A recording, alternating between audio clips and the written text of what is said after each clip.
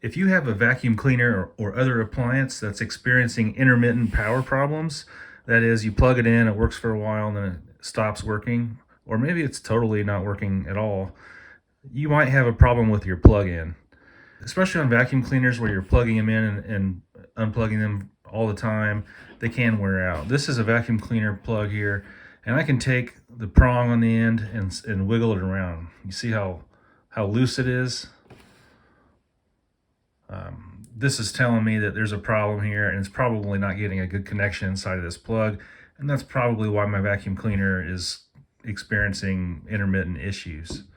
Good news is you can buy a replacement plug for pretty cheap. I got this one on Amazon. It's a Leviton brand polarized plug. It's just a 2-prong plug, and you can unscrew it and basically make a new connection and then screw it back together, and you have a working vacuum cleaner again. I'll put the link to this one in the description, the one that I used. So let's go ahead and open up our new plug just to see what it looks like here.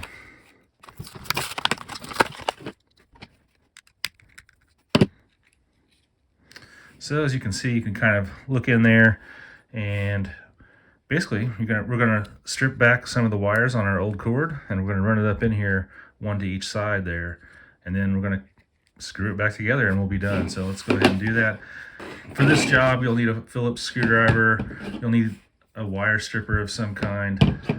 You might need a pair of needle nose pliers, and I'm going to use a knife to kind of cut back some of the insulation on the main cord. You could use the cutters if you're kind of gentle with it, and that would work too.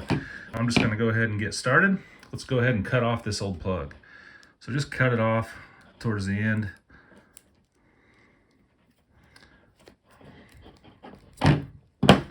And then you'll see some of this insulation type of material. You can go ahead and cut that off. Some scissors or a knife.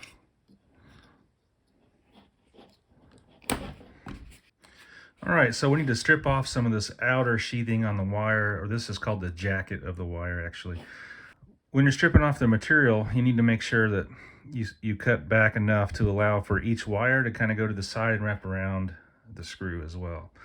And looking at the instructions, it says to strip off about 1.5 inches for a round cord like this. So I've got a ruler. I'm just going to measure the 1.5 inches. It's about right there. Doesn't have to be perfect, but we are going to take the knife and just kind of be very gentle with it, and just kind of try to cut just the outer layer. You don't want to cut the wire that's on the inside.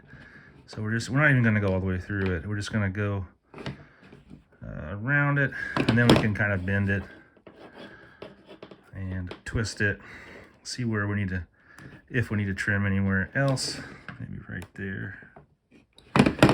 And now it should go ahead and kind of pull off. Now we've got our black and our white wire, some of this insulation. Again, you can take your scissors or your knife and cut off this fabric insulation type stuff. And be careful not to cut your actual wires.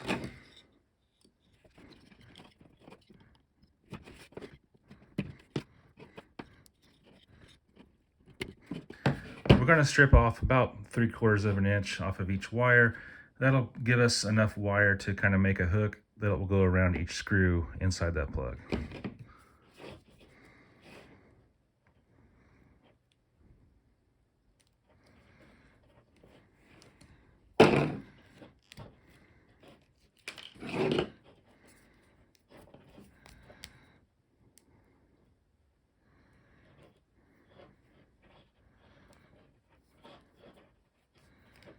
There we go. Now, each wire has a whole bunch of small strands of wire. Just twist it clockwise with your fingers and get it so that it's easier to work with. Okay, now it's time to make the connection on this plug. So what we're going to do is open it all the way up, and when we get done, we want the wires to be coming straight off of here. You'll notice that there's a silver and a brass plug. You always go black to brass and white to silver when you're dealing with electrical components here.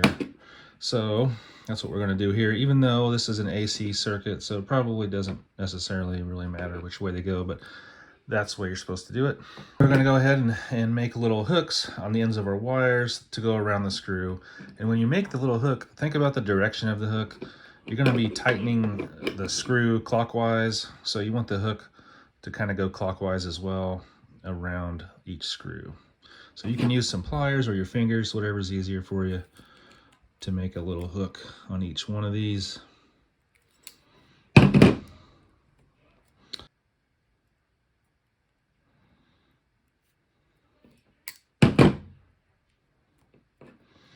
And then we can go ahead and put this on. I'll do the white one here first. Screw that down.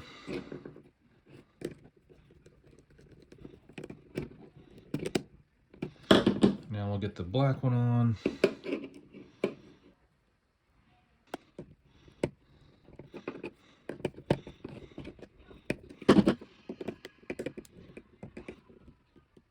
Okay, now that that's connected, good, we're going to go ahead and close this up.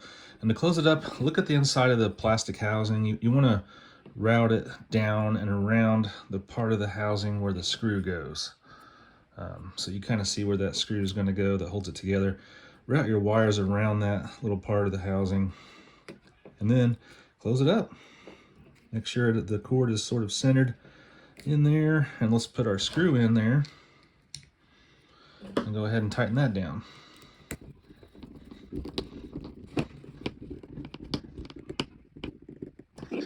And there you go. Now you have it. So that's a job well done. Your cord should work now. Your vacuum or your appliance should work as advertised now. And hopefully that did you the trick, and it's a pretty easy job to do. So if this video helped you all out, give me a thumbs up and follow me for more useful tips.